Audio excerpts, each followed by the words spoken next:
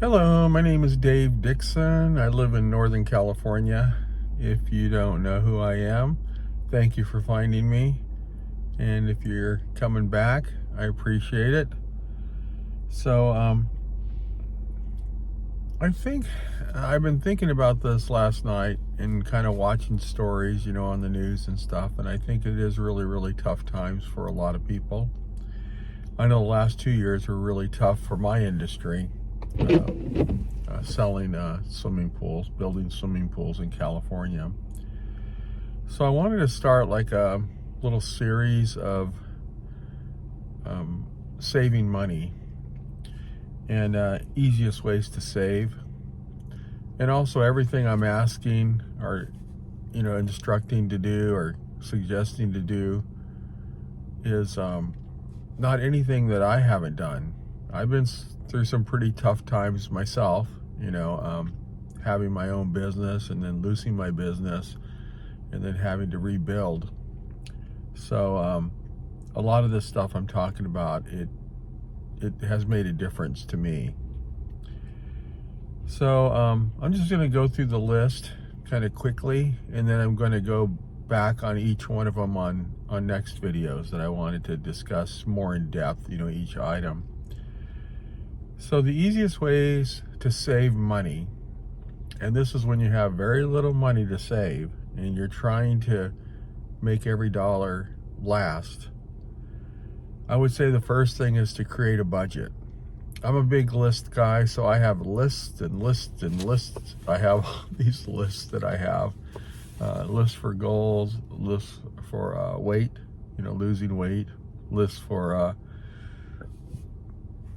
doing exercise, my 10,000 steps a day. So I think creating a budget, and when I say that, I mean put pen to paper. List down everything that you have in terms of your fixed costs. That would be things like rent, things like a car payment, even, minimum credit card payment, all your fixed costs. And then your variable cost would be more things like your power bill, gasoline, spending gasoline, maintenance, those are always come up, deferred maintenance on your vehicle. You have to create a budget and know how much is coming in and how much is going out. Now, if you're married and you both have jobs, that does make it a lot easier. But we're in a society right now where we tend to spend more than we make. So at the end of what do they say, you have more month at the end of your paycheck. So you have to kind of turn that around, and the easiest way to do it is to create a budget. Just a simple act of writing down everything that you spend. Just having a piece of paper, doesn't have to be anything fancy, and just when you go to the supermarket or you go to your like I'm going to the gas station now, gonna buy my wife a Diet Coke. I know it's bad for her, but I get one for her every morning. But if it came down to it, at some point I'd have to say, well, I can't afford to do that, because you can make a Coke at home, or put ice together and get it together, and it would still be better, cheaper to do.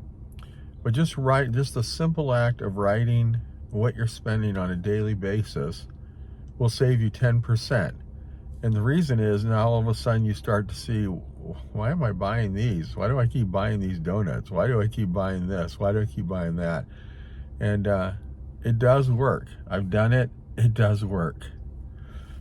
Another thing is automatic savings.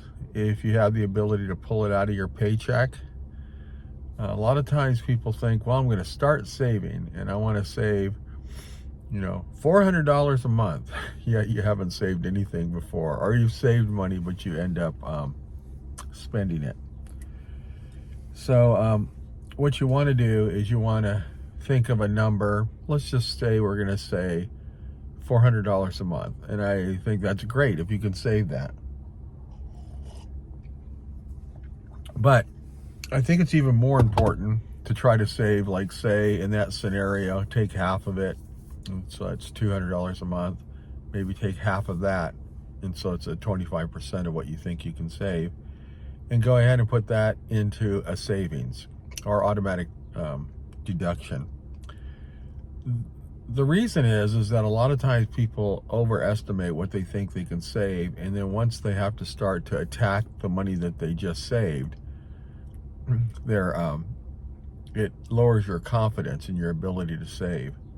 I just had that happen with somebody that I know, and he said he had saved $500 one month, $500 another month. He was on his goal to save $5,000, and in month 3, he wasn't able to. He had to spend all that money that he saved because it was part of his expenses. So it would have been better, I think, in his case, just try to save $50 a month. Why you're doing that? The reason you're doing that is because you're creating the habit of savings, and if you want to save the extra, let's say $350 in my example there, you can save it. Put it into dollars, put it into envelopes. That's another way, and have the envelopes marked for different things, or even have it set so that you're going to use this money to pay for next month's utility bills. Cut unnecessary expenses, gym memberships. The person I'm talking about, he did sign up for a gym membership in the beginning of the month of the year. Then I think it was a week later he realized he couldn't afford it, or they weren't going to use it. So let that go, and I don't know what they had to put down to get there's usually a membership fee. But look at places that are unnecessary, that you don't have to have, but it is nice to have. A big one, next one, cook at home. You can save so much money by not eating out. Eating out is just the most expensive way. And in my case, I ate a lot of ramen and a lot of peanut butter and jelly sandwiches when I was saving for my first house. I remember I actually got used to it after a while. Use coupons and any kind of cash backs that you can see. If you do see sales or good sales, this also goes in line with where you're buying stuff. I know I don't like to go to Costco, even though I like Costco, because every time I go there, I end up spending $300-400. I go there with no idea what I want, and then I find that I can't. I find things that I can't live without. That happens all the time. So if there's a Food Max or inexpensive place, or my go-to place is Walmart, a lot of times I just don't want to compare prices, and I know Walmart pretty much has the cheapest prices. My wife is a Walmart snob. She does not like to go to Walmart, but I would say 6 months ago we went, and we just happened to go there because I was on my way and she was tagging along, and she kept saying things like, "Oh my God, I can't believe this is so cheap." Well, you should open your horizons and come out and do it. Limit impulse purchases. This is a big one for me because I just see something and boom, I want it. So one of the things I do is I carry really no money in my wallet, and I have a credit card, a couple of them, but I limit everything that I don't carry that cash around because it's so easy for me to spend it. Another good one is buy generic brands. A lot of times these brands they're actually made by the reputable company like at Walmart, but because you can tell the can looks exactly the same, and if you flip it over, it has the same ingredients. It's made by the same company that's making the higher brand, but it's just a brand that is I think that Walmart would make a little bit more money on it, I would imagine. Set your savings goals. Once you've created a budget, you should have a goal. Like, I want to try to save, maybe you do want to save $400 a month, but do that $50 a month in automatic deductions, or where you go to the bank and you take the $50 and you put it right into your a savings account that's not easily accessible by a card. And along that lines too, and the impulse thing, a lot of times if I do want to buy something and I think I really want it, I'll wait on it for 24 hours. And a lot of times I completely forget that I was even going to get it, but at the time I really wanted it. Another big one for me, being a father, is reducing your utility bills. I don't know, when the kids were growing up, I was constantly turning off lights. I mean, I was turning lights off here and there and just constantly doing it. So I do the same thing now. I have a house that has air conditioning on the upper story, and I have an air conditioning and a heater on the bottom story. So it's a split system.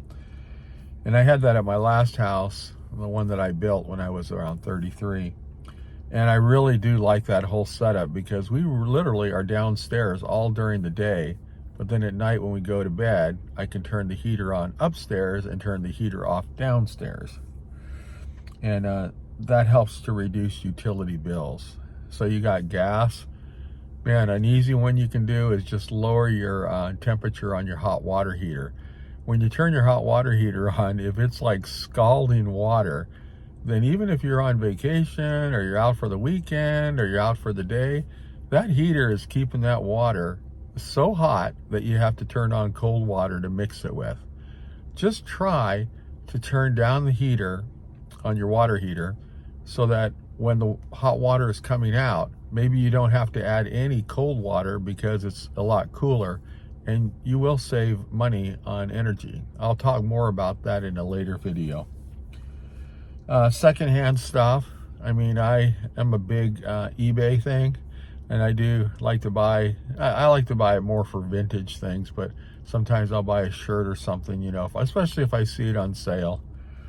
And I just ended up buying one at Dick's with my wife. So she's out there looking for a pair of tennis shoes, and I just happened to be looking around, and here's some shirts for sale.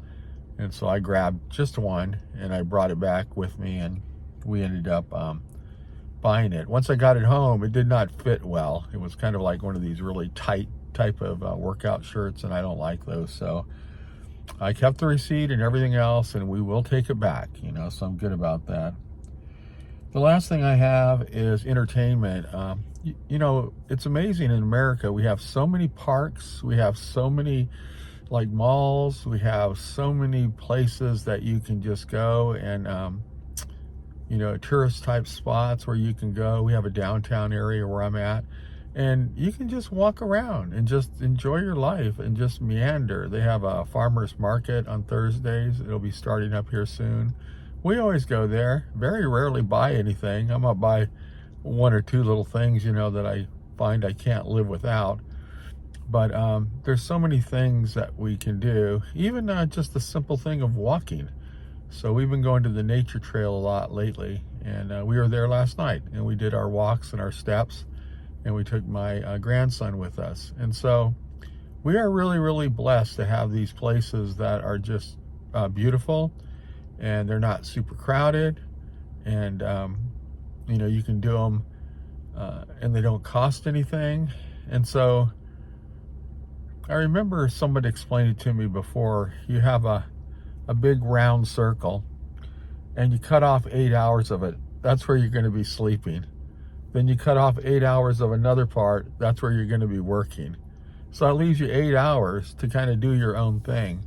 And if you spend an hour or 2 hours, you know, at the park, or sometimes we'll meet my son here at this little park down here, which we never go to. But my grandson loves the play area. So we'll go down there and spend an hour. It doesn't cost us anything. And those are the things. Look for free things that you can do. So I hope this video helps in some way for you, maybe just to refocus what you already know. But I am going to go into each one of these individually, because I have a lot of ideas on each one of them. So this is just an overview on it. Thanks for watching. Thanks for finding me, and have a great day.